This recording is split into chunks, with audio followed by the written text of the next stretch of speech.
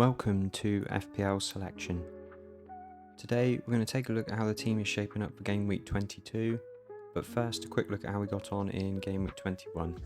So I'm recording this just after the end of the United Southampton game, currently on 59 points. Somehow Bruno Fernandes is on 2 bonus, I'm not quite sure how he managed that, so it could possibly change in the next hour or so when they finish updating. For now, we're down to just outside the top 600. Obviously, the Isak and Palmer captainers did really well this week. No big panic. Another week, maybe we'll get the captaincy right and the others won't. So, yeah, it's very tight at the top there. So, yeah, not going to panic too much at the moment. Stars of the week were Gordon with 9 points. Got a goal just before being taken off. And Palmer, 10 points. Again, max bonus, even though he was on the losing team, just 1 goal. Yeah, he's brilliant with the bonus points, obviously involved in so much of Chelsea's good stuff. And then obviously the main star was Isak with 16 points, 2 goals and assist. Didn't consider him for the captaincy this week because of the potential injury issues. I mean, I did think he would play, but you just never know with him at the moment because he is clearly being managed, so yeah, maybe one to think about for the future. Anyway, let's look ahead to Game Week 22. So I've got 3 transfers in the bank and 0.5 budget. I'm not planning any moves this week unless there's any injuries that come up for the weekend. I am looking to build up my transfers for the double game week for Liverpool and Everton in Game Week 24. And I want to have plenty of flexibility in when I use the assistant manager chip, which I haven't really planned as of yet, but I think having sort of those 4 or 5 transfers in the bank is going to be handy to, be quite flexible going forwards. I am keeping my eye on Chris Wood. It does feel like he scores every week at the moment, but I did end up looking at the numbers of him against Pedro, and he's actually had, since Pedro came back in Game Week 11, Pedro has had 58 points and Chris Wood's on 57. So as much as it does feel like he's really outscoring Pedro, they're basically neck and neck at this point. So yeah, no need to panic into that transfer at the moment anyway. So let's look at the team now. First, the defence. So double Arsenal defence at home to Villa this week. They are still statistically the best defence in the league, the lowest expected goals against. So I'm not panicking on Raya and Gabriel at the moment. I know there's a lot of chat at the moment about people saying maybe it's not worth the money. I do think, if you give them time, keep them for a long period over the season, it's definitely going to pay off in terms of just the numbers. You can see that they're gonna go on a run and keep a few more clean sheets for sure. And Villa's away form's been pretty shocking compared to their home form, so can see a tight game here and Arsenal getting a close win. I'd say something 1-0 maybe, something like that. And Alexander-Arnold is away to Brentford. Liverpool on the reverse fixture 2-0 earlier in the season, but Brentford have been much better at home versus their away form. And they do have the best XG for home games in the whole league. So I'd always fancy Brentford to score anyway, and then when you hear that statistic you think, there's probably not a great chance of a clean sheet here. But equally, Brentford are quite open, so you can see Liverpool having a lot of the ball, and there's going to be plenty of chances for Trent to create some chances in the game and potentially get some attacking returns. Obviously, he's going to play every week for me at that price, and with his ability, you just got to play him every week, so no worries there. And Lewis Hall is at home to Bournemouth. That's 6 wins in a row now for Newcastle, and 5 clean sheets.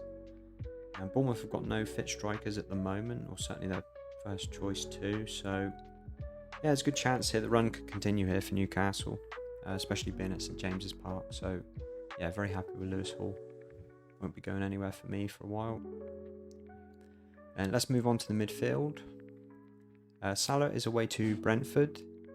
He scored in the reverse fixture in Game Week 2, and he should get plenty of chances against Brentford. As we were mentioning earlier, they're quite adventurous when at home, so it should be some chances there for Liverpool. And as I mentioned previously, I do like to captain players for several weeks in a row, so I did look into the future a little bit and see that I'm probably going to captain Salah in game week 23 and 24.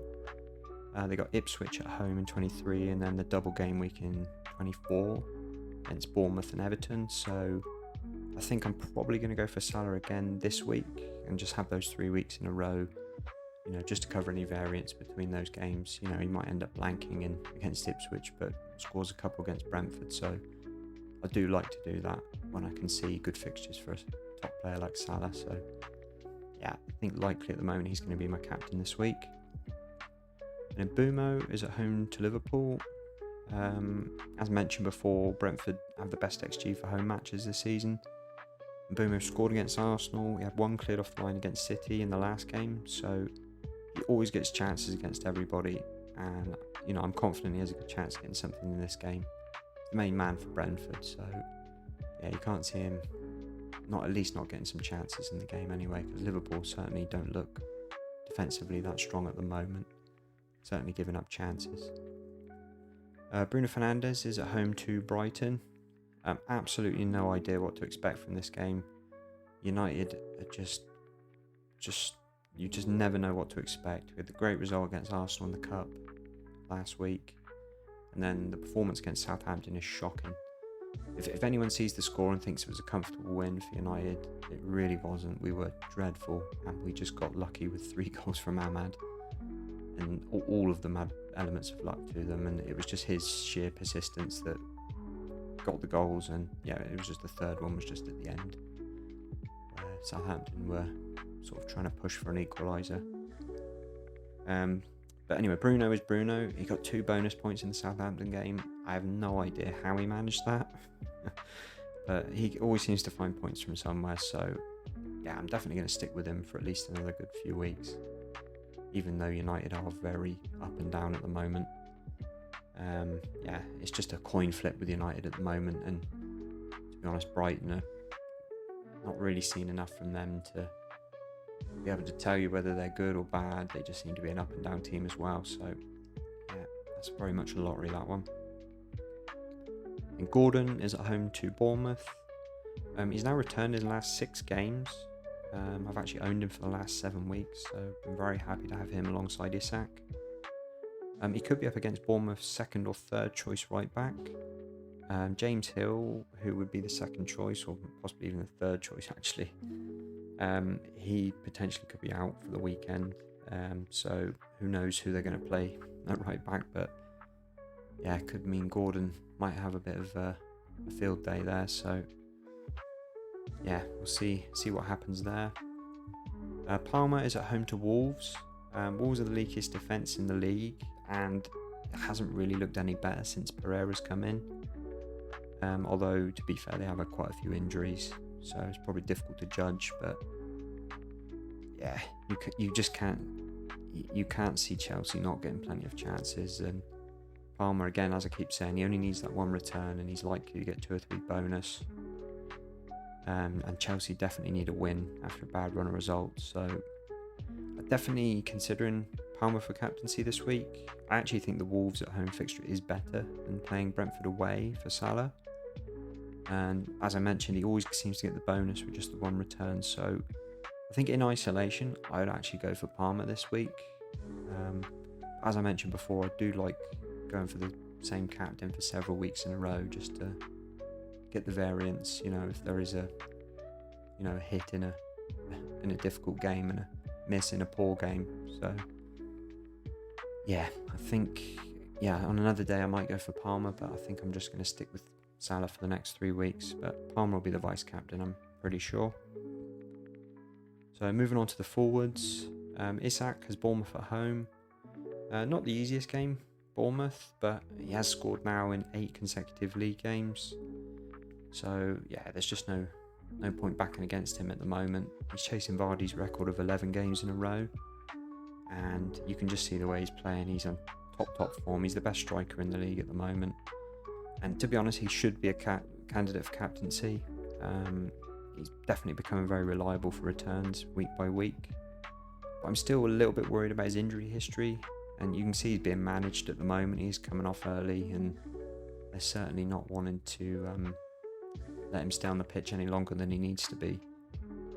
So that, along with the fact that the midfielders do get more points for the goal, they get the clean sheet points. That's why I generally prefer to captain midfielders. But I am definitely starting to think about Isak a little bit more now, because the consistency there, you can see what a top player he is, and when you're in a team like Newcastle, the way that they're playing at the moment, he just seems like he's going to get chances every week. So it would be silly not to start thinking about him as a captain option. Then Pedro, as mentioned earlier, he does have one more point than Chris Wood since game week 11 when he came back from injury. So he's quietly ticking along nicely. Again, as I've said before, he's one of those players you've just got to keep him for sort of 10, 15, 20 weeks to get the full benefit, you know. Especially at that price, it's definitely worth the value there in terms of the points he's getting. He was unlucky not to score against Ipswich. He had a great effort, just got saved by the keeper. So on another day, he'd have another goal and no one would be talking about getting rid of him. He's away at Old Trafford against United, and after what I've just seen United, their performance against Southampton, you can see Pedro's going to get plenty of chances. The Brighton wingers are going to tear United apart down the sides, and Pedro's going to be there for picking up chances. So yeah, unfortunately, I'm sort of confident he is going to get the opportunities, and there's a good chance he's going to get a return this week. So as I mentioned earlier, I think it is going to be Salah captain and Palmer vice captain. I will stay flexible on that up until the deadline, as I did last week, and change my mind at the last moment. But I just think for me now, I did say it to myself last week, I'll have the punt on Fernandes, because I know I'm going to probably go Salah for at least 3 weeks in a row. Yeah, and just bet on my team being better as a whole, and not trying to be too differential for now. And I've got Castagna on the bench there, Leicester away. I would like to play him, but there's no chance of dropping anyone else. So it's a nice bench player to come on if anyone does miraculously miss out. So that's it for this one. Thanks for watching, and I'll catch you on the next one.